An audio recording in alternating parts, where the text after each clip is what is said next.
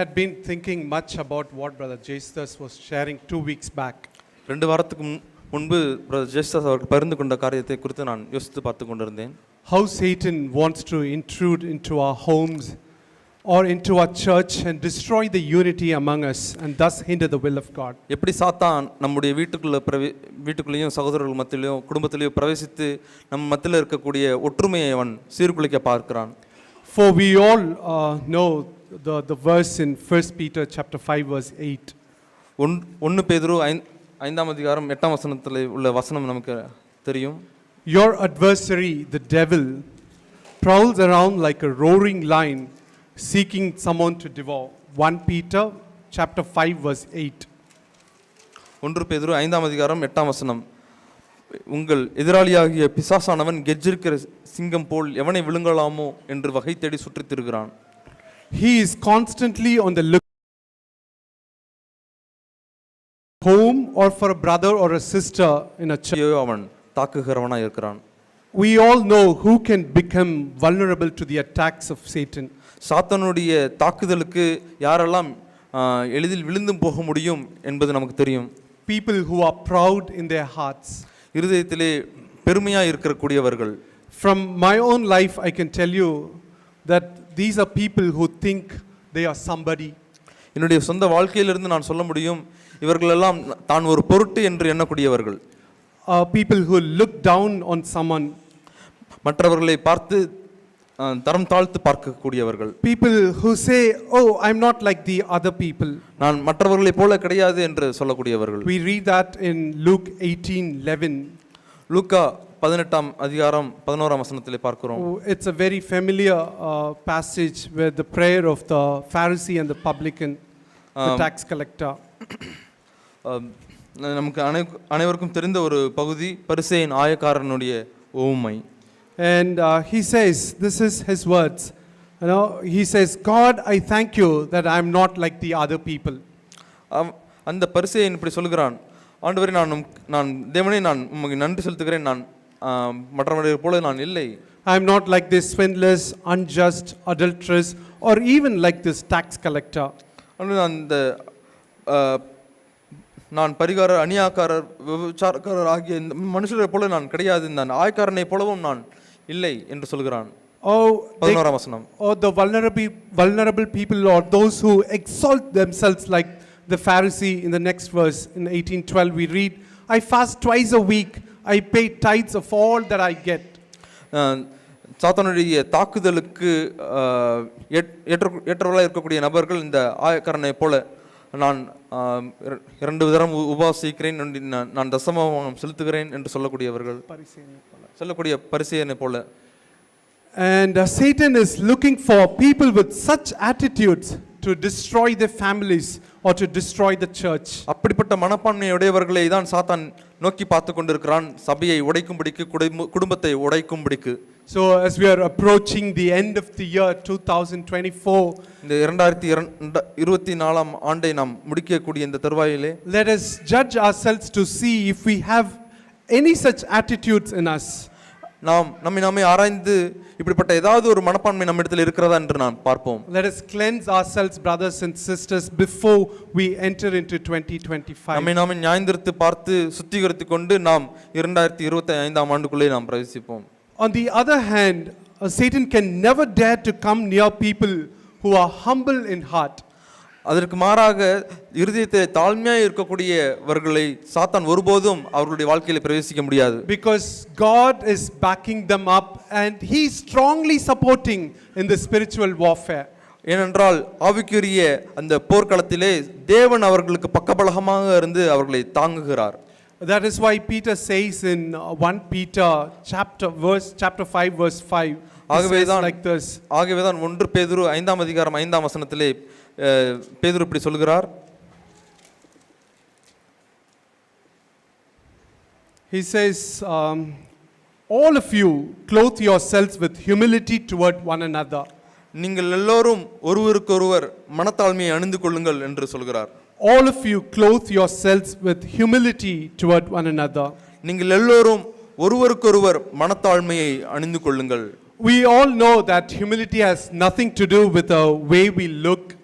தாழ்மை நாம் எப்படி நாம் தோற்றமளிக்கிறோம் என்பதை குறித்த காரியம் அல்ல. Or the way I talk. நான் எப்படி பேசுகிறேன் என்பதை பொறுத்தல்ல. Or the way I dress. நான் எப்படி dress போடுறேன்றது பொறுத்தல்ல. Or not even by the way I walk around. நான் எப்படி நான் நடந்துட்டு போறேன் அப்படின்றது பத்தி அல்ல. But as brother Zach says, humility is becoming 0 from 100. ஆனால் பிரதர் ஜாக் சொல்வது போல 100 என்ற எண்ணிலிருந்து நான் 0வாய் மாறுவதுதான் தாழ்மை. We read in Proverbs 4:18. நாம் நீதிமொழிகள் 4ஆம் அதிகாரம் 18ஆம் வசனத்திலே பார்க்கிறோம். Let's turn to Proverbs chapter 4 verse 18. நீதிமொழிகள் 4ஆம் அதிகாரம் 18ஆம் வசனம். The path of the righteous is like the dawn, the light of dawn that shines brighter and brighter until the full day.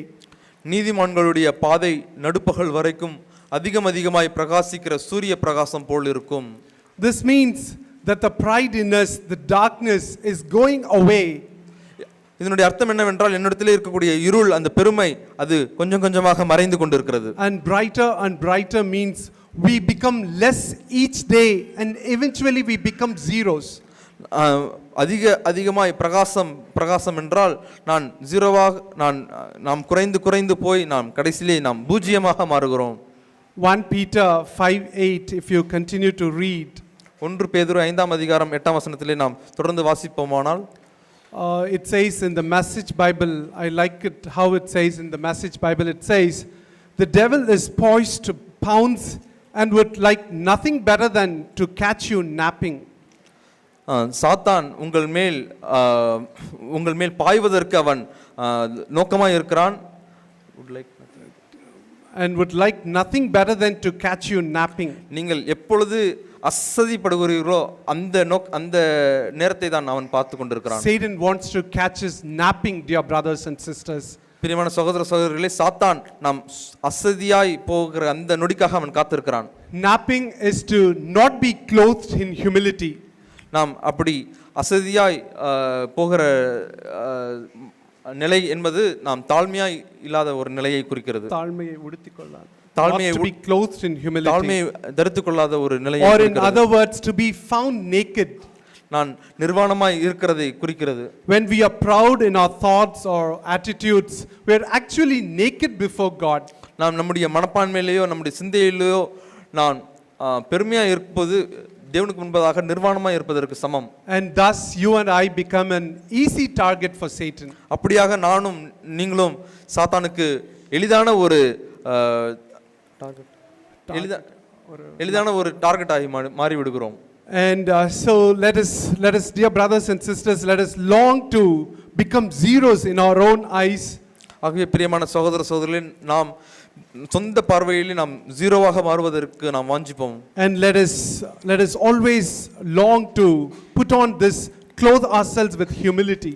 நாம் எப்பொழுதுமே இந்த தாழ்மையை தரித்துக் கொள்வதற்கு நாம் வாஞ்சையுடையவர்களாக இருப்போம். I'm praying that the Lord would really convince me that humility of mind and humble in spirit is my protection. தாழ்மையை தரித்துக் கொள்வது, சிந்தையிலே தாழ்மையாக இருப்பது, அது என்னுடைய சொந்த பாதுகாப்புக்கு தான் என்பதை தேவன் எனக்கு ஆணித்தரமாய் என்னுடைய இதயத்திலே பதிக்க வேண்டும் என்று நான் விரும்புகிறேன். I can know it in my mind, I can understand it, என்னுடைய சிந்தையிலே நான் அறிந்திருக்கலாம், நான் புரிந்து கொள்ளலாம். But I may not be absolutely convinced about this. ஆனால் அதை குறித்த முழு நிச்சயம் இல்லாதவனாய் இருக்க முடியும். But I pray that today that the Lord will convict all of us here that humility of mind and the brokenness, that is our protection before God. ஆண்டவர் தாமே இன்றைக்கு நாம் சிந்தையிலே தாழ்மையுள்ளவர்களாய் இருப்பது, நம்முடைய தாழ்மையை தரித்துக் கொள்வது நம்முடைய சொந்த பாதுகாப்புக்கு தான் என்பதை நமக்கு ஆணித்தரமாய் நம்மை நம்ப செய்ய வேண்டும். How do we know that we are clothed with humility? நாம் எப்படி தாழ்மையை தரித்துக் கொண்டிருக்கிறோம் என்பது நமக்கு தெரியும். What is the mark of being clothed with humility? தாழ்மையை தரித்திருப்பதற்கான அடையாளம் என்ன? I just want to show you one character from the Old Testament. பழைய ஏற்பாட்டிலிருந்து ஒரு கதாபாத்திரத்தை நான் காட்ட விரும்புகிறேன். But this woman had the spirit of a New Testament. அவள் பழைய ஏற்பாட்டு ஸ்திரியா இருந்தாலும் புதிய ஏற்பாட்டு ஸ்திரியினுடைய ஆவியை உடையவளாய் இருந்தாள். We read in 1 Samuel chapter 25. 1 Samuel 25ஆம் அதிகாரத்தில் இப்படி பார்க்கிறோம். Here we read about the wealthy man Nabal. இங்கு நாபால் என்கக்கூடிய அந்த ஐஸ்வர்யவானை குறித்து நாம் பார்க்கிறோம். He was a very harsh and an evil man in his dealings. அவன் தன்னுடைய நடக்கைகளிலே மிகவும் கடினமான ஒரு பொல்லாப்பான மனிதனாய் இருந்தான். That is what we read in verse 3. அதைதான் 3ஆம் வசனத்திலே பார்க்கிறோம். But he had a wife who was intelligent and beautiful, and her name was Abigail. அவனுக்கு ஒரு மனைவி இருந்தால், அவள் மகா புத்திசாலியும் ரூபவதியுமாய் இருந்தால், அவள் பேர் Abigail. And I sincerely believe that she was not beautiful because of her appearance, but because of the humility with which she clothed herself, that made her all the more beautiful. அவள் தன்னுடைய தோற்றத்தினாலே, அவள் வெளி தோற்றத்தினாலே அவள் அழகாக இல்லை, தன்னுடைய இருதயத்தில் இருந்தக்கூடிய அந்த நல்ல குணாதிசயத்தினாலே அவள் மிகவும் ரூபவதியாக இருந்தாள். We further read that David sent his men to Nabal as he was shearing his sheep and was asking for favor for himself and for his men. நாம் கீழே பார்க்கிறோம், தாவீது சில வாலிபர்களை நாபால் இடத்துல அனுப்பி தனக்கும் தன்னுடைய மனிதருக்கும் சில உபகாரங்களை செய்யும்படிக்கு அவன் கேட்டுக்கொள்கிறான். He sends words to them, messages to them with tender words. We read that in verse 8. 8ஆம் வசனத்திலே பார்க்கிறோம், அவன் அருமையான வார்த்தைகளை அவன் சொல்கிறான். Please give whatever you find at hand to your servants and to your son David. இந்த வாலிபர்களுக்கு உம்முடைய கண்களிலே தயை கிடைக்க செய்யும், உம்முடைய குமாரனாகிய தாவீதுக்கும் நீர் கொடுக்கும்படி வேண்டிக் கொள்கிறேன் என்று சொல்கிறான். But Nabal harsh in verses 10 and 11. 10ஆம் வசனத்திலே 16ஆம் வசனத்திலே நாபாலுடைய பிரதியுத்தரம் மிகவும் கடினமானதாக இருக்கிறது. Who is David? தாவீது யார்? And who is the son of Jesse? ஈசாயின் குமாரன் யார்? There are many servants today who are each breaking away from his master. தங்கள் எஜமான்களை விட்டு ஓடி போகிற வேலைக்காரர் அநேகர் இந்நாளில் உண்டு. Shall I then take my bread and my water and my meat that I have slaughtered for my shearers and give it to a man whose origin I do not know? நான் என் அப்பத்தையும் என் தண்ணீரையும் என் ஆடுகளை மயிர் கத்திருக்கிறவர்களுக்காக நான் அடித்து சமையல் பண்ணுவித்ததையும் எடுத்து இன்ன இடத்தார் என்று நான் அறியாத மனுஷருக்கு கொடுப்பேனோ? So as we heard, he was a man who was very harsh and who was very cruel, and he was in his dealings he was so evil. நாம் பார்த்தது போல அவன் மிகவும் கடினமான ஒரு மனிதனாய், தன்னுடைய நடக்கைகளிலே மிகவும் பொல்லாப்பான ஒரு மனிதனாய் இருந்தான். And when David when he hears this, he decides to wipe them out completely. தாவீது இதை கேட்ட பொழுது அவர்களை முற்றிலுமாய் முடித்து விட வேண்டும் என்று இருந்தான். Until then, Abigail, Nabal's wife, was completely unaware of what had happened. அதுவரைக்கும் நாபாலினுடைய மனைவிக்கு என்ன நடந்தது என்றே தெரியாது.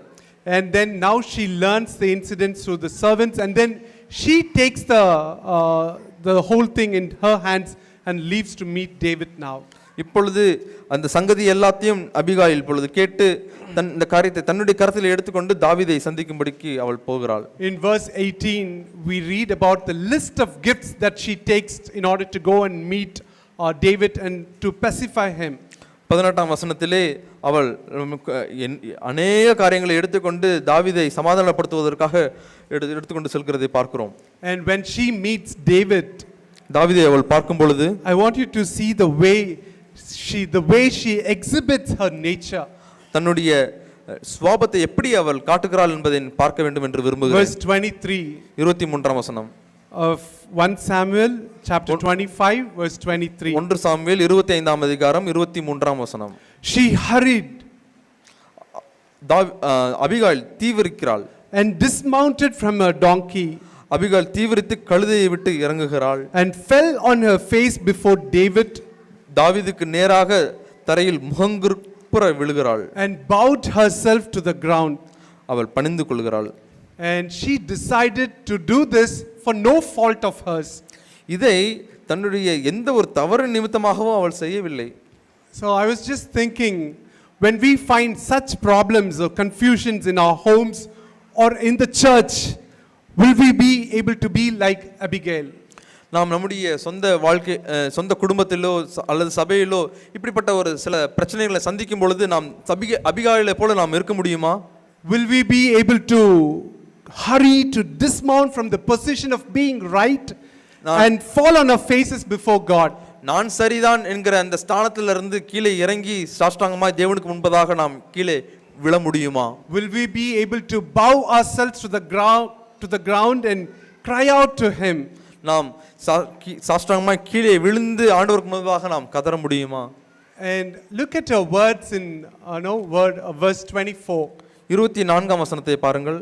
And she says, now that was her act of humility where she hurried down, she dismounted herself from the position of being right, and then she prostrated herself before David, and then she bowed down to the ground. That was just an act of humility. அவள் தன்னுடைய ஸ்தானத்தில் இருந்து கீழே இறங்கி தாவீதுக்கு முன்பாக தரையில் முகங்குப்புற அவர் விழுந்து பணிந்து கொள்கிறதெல்லாம் தன்னுடைய தாழ்மையின் ஒரு வெளிப்பாடாக இருக்கிறது. Now this comes from her heart. Now these words in 24 verse 24. ஆனா 24ஆம் வசனத்திலே வரக்கூடிய இந்த வார்த்தைகள் தன்னுடைய இருதயத்திலே இருந்து வருகிறது. On me alone my Lord be the blame. ஆண்டவரே இந்த பாதகம் என்மேல் மட்டும் சுமரட்டும். Oh, this is the new covenant spirit, dear brothers and sisters. இதுதான் புதிய உடன்படிக்கையின் ஆவி சகோதர சகோதரிகளே. Being willing to take the blame upon ourselves. The blame of others, the fault of others. பிறருடைய மீறுதல்களை பிறருடைய குற்றச்சாட்டை நம்மேல் ஏற்றுக்கொள்ளக்கூடிய அந்த ஒரு காரியம். Where we are able to say, Lord, on me alone my Lord be the blame. ஆண்டவரே என்மேல் மட்டும் இந்த குறை இந்த பாதகம் சுமரட்டும். We read further down about the blame that she is taking upon herself. கீழே நாம் தொடர்ந்து வாசிக்கும் பொழுது என்னென்ன காரியத்தை அந்த பாதகத்தை தன்மேல் எடுத்துக்கொள்கிறார் என்று பார்க்கிறோம். We read in verse 25. 25ஆம் வசனத்தில் வாசிக்கிறோம். Please do not let my Lord pay attention to this worthless man Nabal. ஆண்டவர் இந்த பேலியாளின் மனுஷனாகிய நாபால் அவரை ஒரு பொருட்டாக எண்ண வேண்டாம். For as his name is, so is he. அவனுடைய பேரை போல அவன் பேர் எப்படியோ அப்படியே அவனும் இருக்கிறான். Nabal is his name and folly is with him. அவன் பேர் நாபால், அவனுக்கு பைத்தியமும் இருக்கிறது. But I, your maid servant, did not see the young men of my Lord whom you sent. ஆனால் உம்முடைய அடியாளாகிய நானோ என் ஆண்டவன் அனுப்பின வாலிபரை காணவில்லை. I, your maid servant, did not see the young men of my Lord whom you sent. உம்முடைய அடியாளாகிய நானோ என் ஆண்டவன் அனுப்பின வாலிபரை நான் காணவில்லை. This is the blame that she is charging upon herself. தன்மேல் அவள் ஏற்றுக்கொள்ளக்கூடிய அந்த பாதகம் அதுதான். Dear brothers and sisters, it is time to examine ourselves. பிரியமான சகோதர சகோதரிகளே, இந்த நேரம் நம்மை நாமே ஆராய்ந்து பார்ப்பதற்கான நேரம். Do we have this spirit of Abigail in us? அபிகாயிலினுடைய இந்த ஆவி நம்ம இடத்தில் இருக்கிறதா? Are we clothed with humility that we are so quick to humble ourselves? நாம் உடனடியாக தாழ்த்துவதற்கு ஏதுவாக தாழ்மையை தரித்தவர்களாக இருக்கிறோமா? That we are able to take the blame upon ourselves. நாம் அந்த பாதகத்தை நம்மேல் ஏற்றுக்கொள்வதற்கு நாம் ஆயத்தமாக இருக்கிறோமா? You know why we have broken families? ஏன் உடைப்பட்ட குடும்பங்கள் இருக்கிறது தெரியுமா? Or strained relationship between husband and wife, or between brothers or among sisters. கணவன் மனைவிக்கு இடையிலே சுமூகமான உறவு இல்லாமல் அல்லது சகோதரர்களுக்கு மத்தியிலே சுமூகமான ஒரு உறவு இல்லாமல் இருக்கிறது ஏன்? It's because we always feel that the fault was with the other person. ஏனென்றால் எப்பொழுதும் நாம் நினைக்கிறதெல்லாம் குறையெல்லாம் அந்த அடுத்த நபரிடத்தில் தான் இருக்கிறது என்று எண்ணுகிறோம். If there is a lack of peace at home, குடும்பத்திலே சமாதானமற்ற ஒரு சூழ்நிலை இருந்தால் we put the blame on the spouse. அந்த பழியை நாம் நம்முடைய மனைவி மேலே சுமத்துகிறோம். And we say that he or she is so short tempered. அவரோ அல்லது அவளோ மிகவும் சட்டென்று கோபப்படுகிறவராய் இருக்கிறார். He or she is so rude. அவர் மிகவும் கடினமாய் நடக்கிறவராய் இருக்கிறார். Or so unloving. அன்பற்றவராய் இருக்கிறார். Or so inconsiderate. கொஞ்சம் கூட மற்றவர்களை குறித்த கரிசனையற்றவராய் இருக்கிறார். And thus we fail to see our own shortcomings. ஆகவே நாம் நம்முடைய சொந்த குறைகளை நாம் பார்க்க தவறிவிடுகிறோம். Let us learn this lesson from Abigail. Abigail இடத்திலிருந்து இந்த ஒரு பாடத்தை கற்றுக்கொள்வோம். Let us learn to say, Lord, let the blame be upon me alone. ஆண்டவரே, நான் அந்த பழி என்மேல் மட்டுமே சுமரட்டும் என்று சொல்ல நாம் கற்றுக்கொள்வோம். And let us say, Lord, it is because of me that this thing has happened. ஆண்டவரே, because she was able to say that I did not see the young men of my Lord whom you sent, that she was able to change the whole environment there. ஆண்டவரே நான் தான் நீர் அனுப்பின வாலிபர்களை பார்க்க தவறி போய்விட்டேன் என்று சொன்னது நிமித்தமாக அந்த சூழ்நிலையை தலைகீழாக மாற்றிவிட்டாள். We have this Adamic nature in us. நம்மிடத்தில் இப்படிப்பட்ட ஆதாமின் சுபாவம் இருக்கிறது. Adam put the blame on God for his mistake. தன்னுடைய சொந்த தவறுக்காக பழியை ஆண்டவர் மேல் போட்டான். And Eve put the blame on the serpent. ஆனால் ஏவாள் தன்னுடைய குற்றத்தின் பழியை அந்த சர்ப்பத்தின் மேல் போட்டாள். Just imagine if Adam would have behaved like Abigail. ஆதாம் மட்டும் அன்றைக்கு அபிகாயிலை போல நடந்திருந்தால் எப்படி இருந்திருக்கும் என்று கற்பனை செய்து பாருங்கள். As soon as he saw that his wife has eaten the fruit which was forbidden, அவன் தன்னுடைய மனைவி அந்த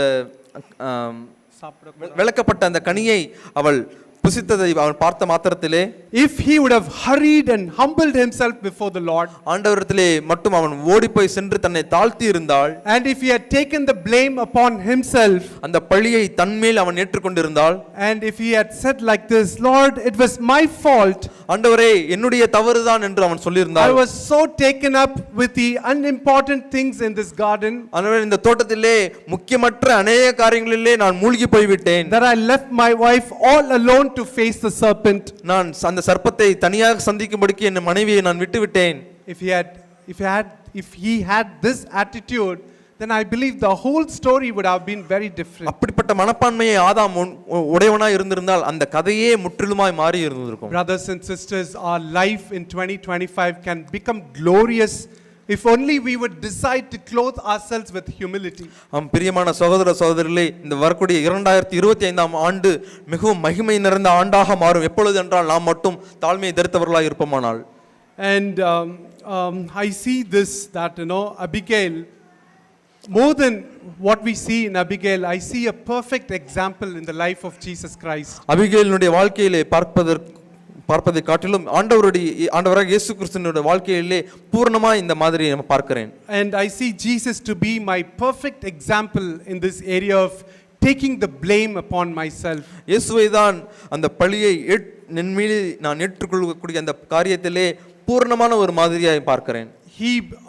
1 Peter 2:24 says, 1 பேதுரு 2ஆம் அதிகாரம் 24ஆம் வசனம் சொல்லுகிறது, He bore our sins in his body on the cross. நம்முடைய பாவத்தை அவர் தன்னுடைய சரீரத்திலே அவர் சுமந்தார் என்று பார்க்கிறோம். And then we read, you want the verse reference? 1 Peter 2:24. 1 பேதுரு 2ஆம் அதிகாரம் 24ஆம் வசனத்தில் பார்க்கிறோம்.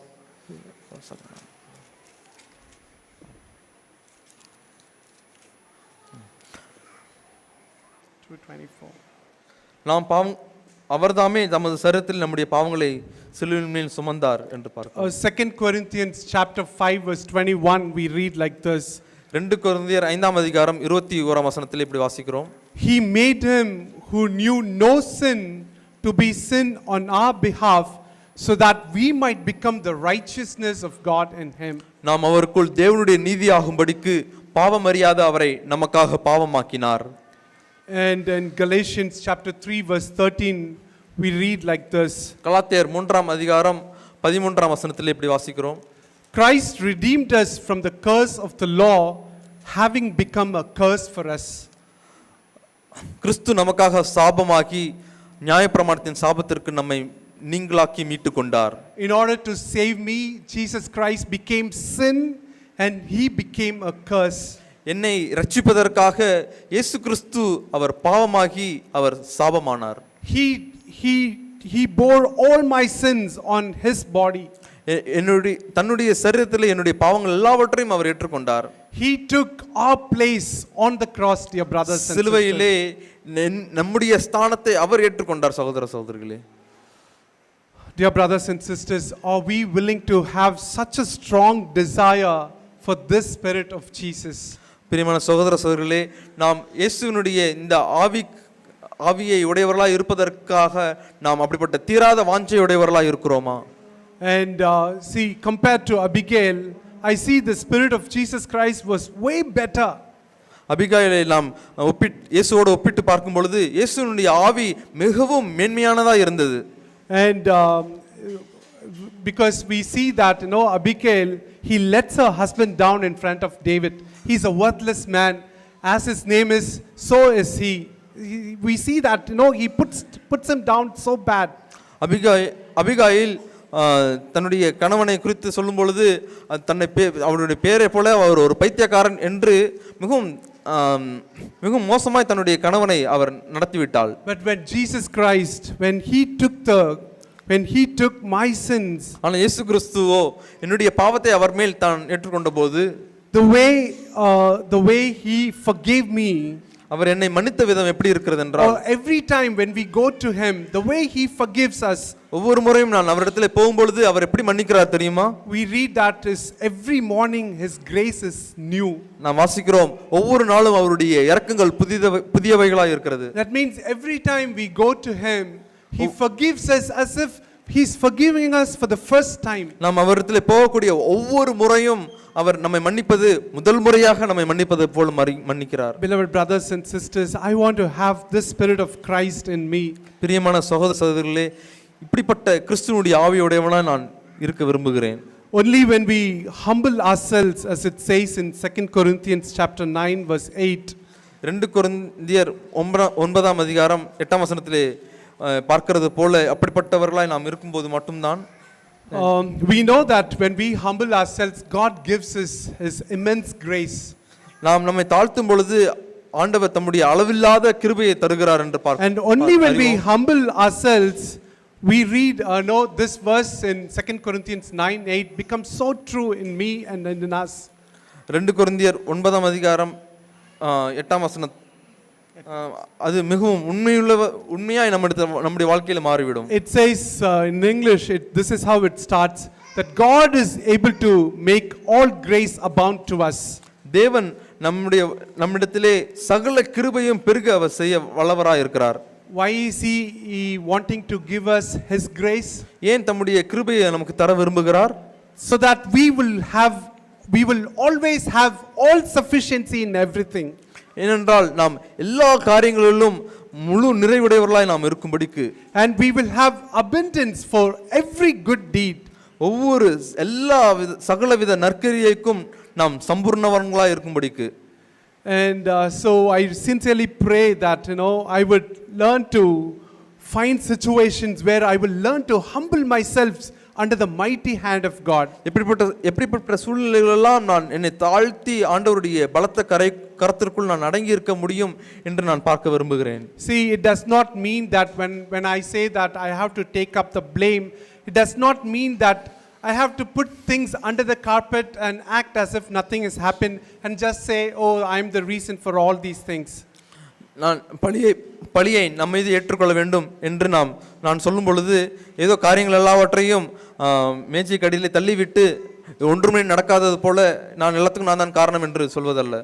It is like see, even before, it is good to discuss it, place it on the table, and then have a heated argument, or not heated argument where we go away in anger or something like that, but where we are able to discuss and come to a solution. We should have that sort of a discussion. நாம் இப்படிப்பட்ட சமயங்களிலே நாம் மேஜைக்கு வந்து காரியங்களை நாம் வழக்காடி நாம் அப்படி ஆராய்ந்து பார்ப்பது நல்லது. We should be able to find out, சண்டை போட்டுவிட்டு கோபமாக சொல்லக்கூடாது. We should be able to find out where we went wrong and how we could set it right in the future. எந்த இடத்திலே நாம் தவறிவிட்டோம், எப்படி வர நாட்களிலே நாம் சரி செய்ய முடியும் என்று நாம் பார்க்க வேண்டும். But before coming to that place, if in my secret, if I don't take the blame upon myself, if I don't say that, Lord, this thing happened, it is because of me, because I did not do this or I did not do that, I should have done this. If I don't go in tears before the Lord and take the guilt upon myself and acknowledge my sin, நாம் அந்த இடத்திற்கு வருவதற்கு முன்பதாக என்னுடைய இருதயத்திலே ஆண்டவருக்கு முன்பதாக நான் தாழ்த்தி, ஆண்டவரே, நான் தவறிவிட்டேன், நான் என்னுடைய பாவத்தை நான் ஒத்துக்கொள்கிறேன் என்ற மனப்பான்மை உடையவனாய் நான் ஆண்டவருக்கு முன்பதாக நான் கதறாமல் இருந்து விட்டால், And if I don't do that, and then if I come to this table to discuss about what went wrong and how we can set it right for the future, நான் அதை செய்யாதபடிக்கு நான் இப்பொழுது நான் மேஜைக்கு வந்து என்ன தவறு நடந்தது, அதை எப்படி நாம் எதிர்காலத்தில் சரி செய்வது என்ற மனப்பான்மையோடு நான் வந்தால், you know how our discussions would be? நம்முடைய பேச்சுவார்த்தை எப்படி இருக்கும் தெரியுமா? It is because of you. இது முன்னால தான் நடந்தது. You said this, நீ இத சொன்ன, so I did this. அதனால தான் நான் இத செஞ்சேன். You did that, நீ அத செஞ்ச, so I said this. அதனால தான் நான் இத சொன்னேன். It will always be like putting the blame on other person. எப்ப பார்த்தா இது வந்து எப்பொழுதுமே பழிய ஒருத்தர் மேல ஒருத்தர் போடுவதா இருக்கும். But dear brothers and sisters, if only we could go before the Lord and say, Lord, let this blame be upon me. ஆனால் சகோதரிகளே, நாம் மட்டும் ஆண்டவருக்கு முன்பதாக சென்று, ஆண்டவரே இந்த பழி என்மேல் சுமரட்டும் என்று சொல்வோமானால், Lord, I want to take the blame upon myself, Lord. ஆண்டவரே இந்த பழியை நான் என்மேல் ஏற்றுக்கொள்ள விரும்புகிறேன் என்று நாம் சொன்னால், if we could say it like that, when we come to the place to discuss, it will be like both the husband and wife, or the brother or sister, when they come to discuss, it won't be like it was you, but it will be like we or us. நாம் அப்படி கணவனும் மனைவியும் அப்படிப்பட்டவர்களாய் தங்களை தாங்களே ஞாயிந்திருத்து அந்த மேஜைக்கு வரும்பொழுது நான் என்று இல்லாதபடிக்கு நாம் என்று மனப்பான்மையோடவர்களாக நாம் இருப்போம். When I come as a husband, when I come thinking that it was my fault, and my wife comes thinking that it is her fault, நான் கணவனாக இது என்னுடைய தவறு என்று நினைத்துக் கொண்டு வருகிறேன், மனைவி இது என்னுடைய தவறுதான் என்று நினைத்துக் கொண்டு வருகிறார். And here we will not be pointing out to each other, but we'll be saying, oh, we did this, it was our fault. அப்பொழுது விரல்களை நாம் ஒருவருக்கு ஒருவர் நீட்டிக்கொள்ளாதபடிக்கு நாம் தவறிவிட்டோம் என்று நாம் சொல்வோம். So may the Lord help us in this coming year 2025. ஆண்டவர் இந்த வரக்கூடிய 2025ஆம் ஆண்டிலே தேவன் இதை நாம் கடைபிடிப்பதற்கு நமக்கு உதவி செய்வாராக. See, we might have slipped up in the past. கடந்த நாட்களிலே நாம் விழுந்து போயிருக்கலாம். We may not have had this attitude of Abigail or the attitude that was in Jesus Christ. Abigail இடத்தில் இருக்கக்கூடிய அந்த ஒரு மனப்பான்மை நம்மிடத்தில் இல்லாமல் இருந்திருக்கலாம். இயேசுவின் இடத்தில் இருக்கக்கூடிய அந்த மனப்பான்மை நம்மிடத்தில் இல்லாமல் இருந்திருக்கலாம். We could have taken our stand on the side of the accuser of the brethren. நாம் சகோதரரை குற்றம் சாட்டுகிறவனுடைய பக்கத்திலே நாம் சென்றிருந்திருக்கலாம். We could have miserably failed in the past. நாம் கடந்த நாட்களிலே மிகவும் தோற்கடிக்கப்பட்டவர்களாக இருந்திருக்கலாம். But today, if we could realize our fault, ஆனால் இன்றைக்கு நம்முடைய தவறை நாம் உணர்வோமானால், if we could come before the Lord, ஆண்டவருக்கு முன்பதாக நாம் வருவோமானால், Lord, acknowledging, humbly surrendering ourselves and say, Lord, I don't want to be like this anymore. ஆண்டவரிடத்திலே வந்து, ஆண்டவரே நான் ஏற்றுக்கொள்கிறேன், நான் இனிமேல் இது போல நான் நடந்து கொள்ள விரும்பவில்லை என்று சொன்னால், and if we could want to be like this athletes who run in the race, ஓட்டப்பந்தயத்தில் ஓடக்கூடிய வீரர்களை போன்ற அந்த ஒரு மனப்பான்மை நமக்கு இருந்தால், the moment we fall down, விழுந்த அந்த நொடியிலே they would quickly run and complete the race. அவர்கள் எழுந்து வேகமாக ஓடி அந்த ஓட்டத்தை முடிப்பார்கள். Because they have a strong desire in them to get that prize. ஏனென்றால் அவர்களுக்குள்ளே அந்த பிரைஸை எப்படியாவது வின் பண்ண வேண்டும் என்று தீராத ஒரு வாஞ்சை இருக்கும். If we have a weak desire, then we will never get up from our failures. நம்மிடத்திலே மிகவும் பலவீனமான ஒரு வாஞ்சை இருந்தால் நம்முடைய வீழ்ச்சியிலிருந்து நாம் எழுந்திருக்க மாட்டோம். But if we have a strong desire that I want to have this nature of Jesus in my life, ஆனால் நம்மிடத்திலே ஆண்டவரே இந்த இயேசுவினுடைய குணாதிசயம் என்னுடைய வாழ்க்கையிலும் இருக்க வேண்டும் என்று அப்படிப்பட்ட ஒரு தீராத வாஞ்சை என்னிடத்தில் இருந்தால், no matter how many times we fall, நாம் எத்தனை முறை நாம் விழுந்தாலும், every time we fall, we would be quick to get up, we would be quick to confess and quick to take the blame upon ourselves and run this race. நாம் விழக்கூடிய அந்த ஒவ்வொரு முறையும் நாம் உடனடியாக எழுந்து உடனடியாக அறிக்கை செய்து அந்த பழியை என்மேல் ஏற்றுக்கொண்டு நான் தொடர்ந்து ஓடுவேன். And I want to say this to the little children here. பிள்ளைகளுக்கு நான் ஒன்றை சொல்ல விரும்புகிறேன். Children, can I have your attention? பிள்ளைகளாம் கவனிக்கிறீங்களா? See, you do so many things and parents catch you for doing something wrong. நீங்கள் நிறைய காரியம் செய்கிறீங்க, ஆனால் ஏதாவது ஒன்றில் அப்பா அம்மா உங்களை பிடிக்கிறாங்க. They say that there was a chocolate here and it is missing. இங்கே நான் ஒரு சாக்லேட் வச்சேன், அது காணோம். There was a sweet in the fridge and I cannot see the sweet. ஃப்ரிட்ஜில் நான் ஒரு ஸ்வீட் வச்சுருந்தேன், ஃப்ரிட்ஜில் ஸ்வீட்டை காணோம். And when your parents are asking you, did you take this? அப்பா அம்மா வந்து நீ அதை எடுத்தியான்னு கேட்கும்போது, if you don't learn to be honest, நீங்கள் உண்மையாக அதை ஒத்துக்கொள்கிறதுக்கு நேர்மையாக இல்லாட்டி, if you have taken the chocolate and if you have eaten it, நீ அந்த சாக்லேட்டை நீங்கள் எடுத்து நீங்கள் சாப்பிட்ருந்தா, if you are not honest enough to admit your own mistake, உங்கள் அந்த தப்பை வந்து ஏற்றுக்கிறதுக்கு நீங்கள் உண்மையாக நேர்மையாக இல்லாட்டி, you will never be able to grow up to be a man or a woman where you'll be able to take the blame of others, the mistake, the guilt of others upon yourself.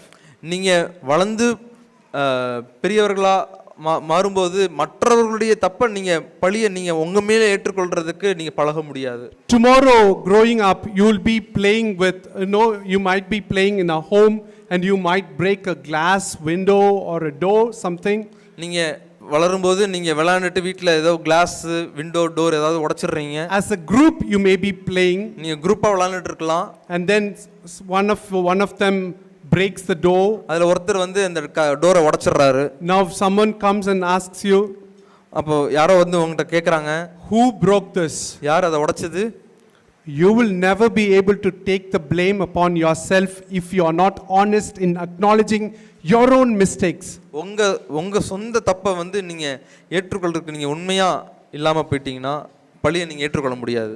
Those days, you know what you will say? You will not say, oh, it was my mistake that I played here, I pushed this boy, he fell on this door and it broke, he broke it, it was because I pushed him.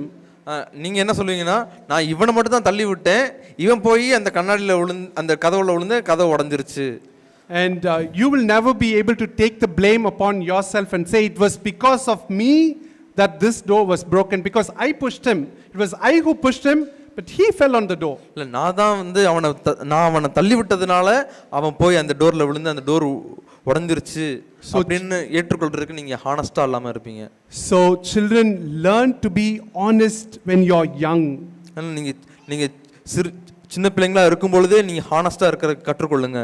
When you are handling the phones, phone நீங்கள் பார்த்துட்டு இருக்கும்போது, mobile phones, and your parents are asking what are you watching, அப்பா அம்மா வந்து என்ன பார்க்குறீங்கன்னு கேட்கும்போது, don't just close off everything and say nothing. கடன்னு எல்லாத்தையும் க்ளோஸ் பண்ணிட்டு நான் ஒன்றும் பார்க்கலன்னு சொல்லாதீங்க. Be honest. நேர்மையா இருங்க, ஹானஸ்டா இருங்க. Jesus loves people who are honest. இயேசு நேர்மையா இருக்கக்கூடிய மக்களை நேசிக்கிறார். He is not looking for people who are perfect. இயேசு வந்து பெர்ஃபெக்ட்டா இருக்கக்கூடிய உங்களை பெர்ஃபெக்ட்டா யாரெல்லாம் இருக்கான்னு அவர் பார்க்கிறது இல்ல. But he is looking for children who would be very honest. ஆனால் தாழ்மையா நேர்மையா இருக்கக்கூடிய பிள்ளைங்க யாருன்னு அவர் பார்க்கிறார். So brothers and sisters, சகோதர சகோதரிகளே, let us learn to humble ourselves, clothe ourselves with humility. நாம் நம்மை தாழ்மையினாலே நாம் தரித்துக் கொள்வதற்கு நாம் கற்றுக்கொள்வோம். Let us seek for his grace by humbling ourselves. நாம் அவருடைய நம்மை தாழ்த்தி அவருடைய கிருபையை பெற்றுக்கொள்வதற்கு நாம் அவரை தேடுவோம். Through his grace we'll be more than conquerors in the coming year. அவருடைய கிருபையின் நிமித்தமாக நாம் வரக்கூடிய வருடத்திலே மிகவும் ஜெயம் கொள்கிறவர்களாக இருக்க முடியும். And as it says in 2 Corinthians 9:8, 2 கொரிந்தியர் 9:8 வசனத்திலே சொல்கிறது போல, we will have abundance through his grace, we will have abundance for every good deed. நாம் அவருடைய சகல வித கிருபை நிமித்தமாகவும் நாம் சகல நற்கிரியைகளையும் செய்வதற்கு அவர் நமக்கு கிருபை தருகிறார். May the Lord help us. ஆண்டவர் நமக்கு உதவி செய்வாராக. Amen.